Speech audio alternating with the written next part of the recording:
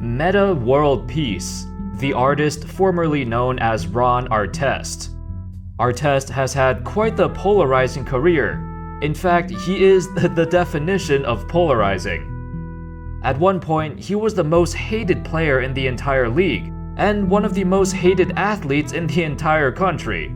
His quick temper led to a lot of fights, a lot of skirmishes between him and other players. Off the court, he's just as eccentric. At one point, even applying for a job at Circuit City in order to get an employee discount, even though he was already an NBA player. He's had his fair share of moments that made people think, what the hell is wrong with him? However, as his NBA career progressed, Artest slowly became more and more likable.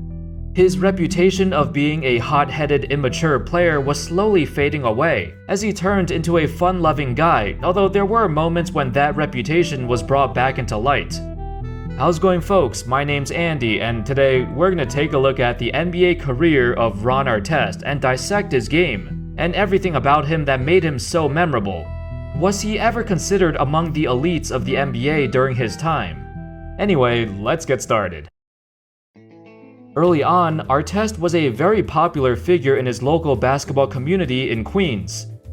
Growing up, he had a rough childhood, to say the least. At one point, he even witnessed the murder of another basketball player on the court.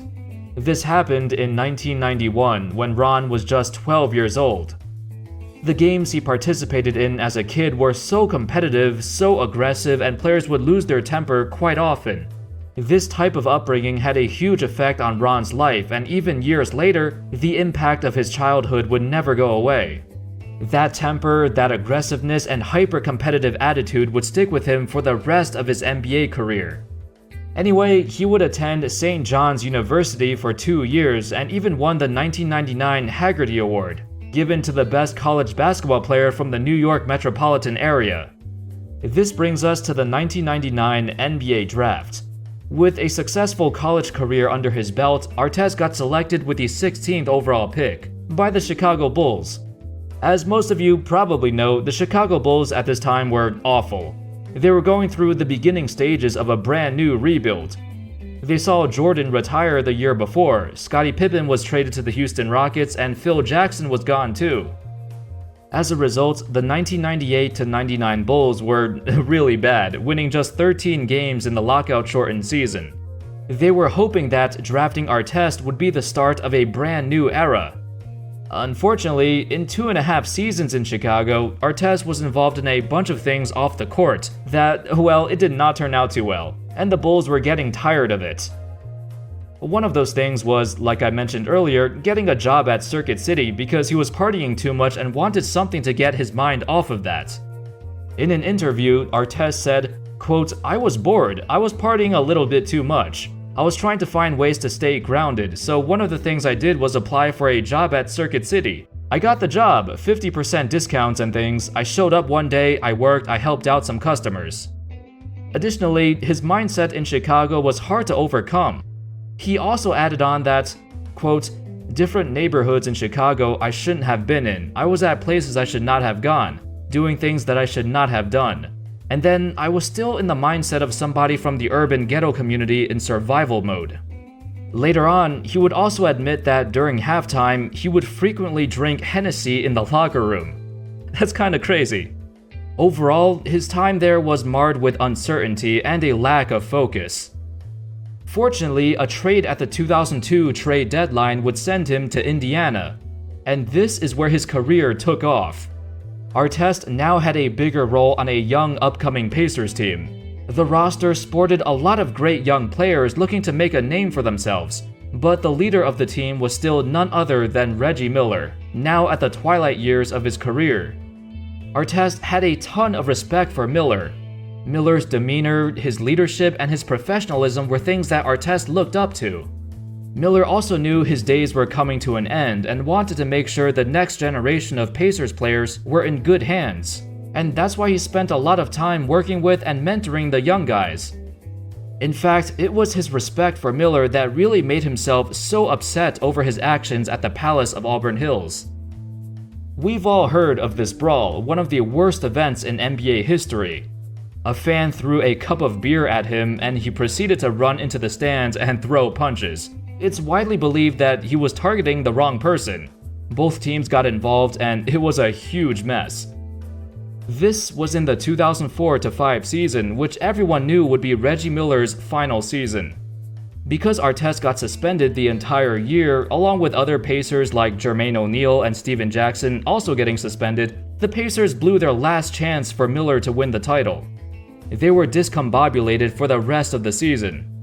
The thing is, the Pacers actually had a legitimate chance that year.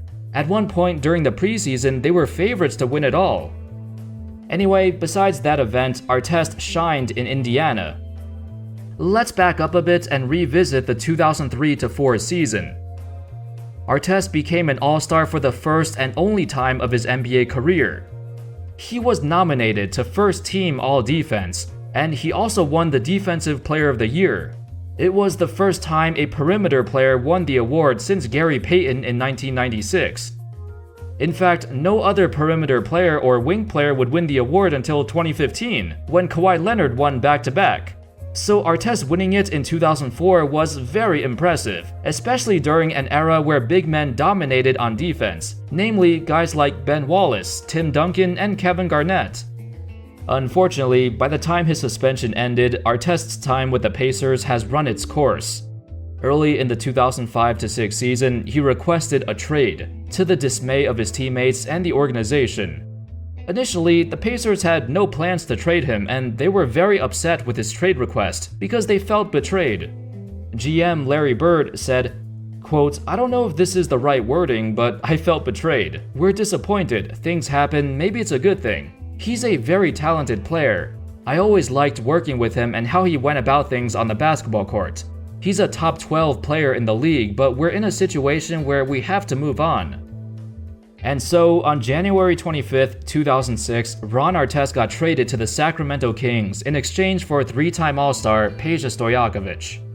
While initially, Kings fans were cautious about this move, it turned out to be pretty good. Throughout these years, while Artest became more mature and level-headed, he still had an eccentric side to him. In almost 3 seasons in Sacramento, he regained his form and was now looking better than ever. In fact, during the 2006 offseason, he even offered to donate his entire salary to keep Bonzi Wells and coach Rick Adelman on the Kings. And yeah, he was actually being serious. However, this era of Kings basketball was over and the organization was ready to move on. In 2008, for the first time of his career, Artest would average over 20 points for an entire season, but the Kings would struggle to make the playoffs. Fast forward a bit and Artest was now on the Houston Rockets, reuniting with coach Rick Adelman.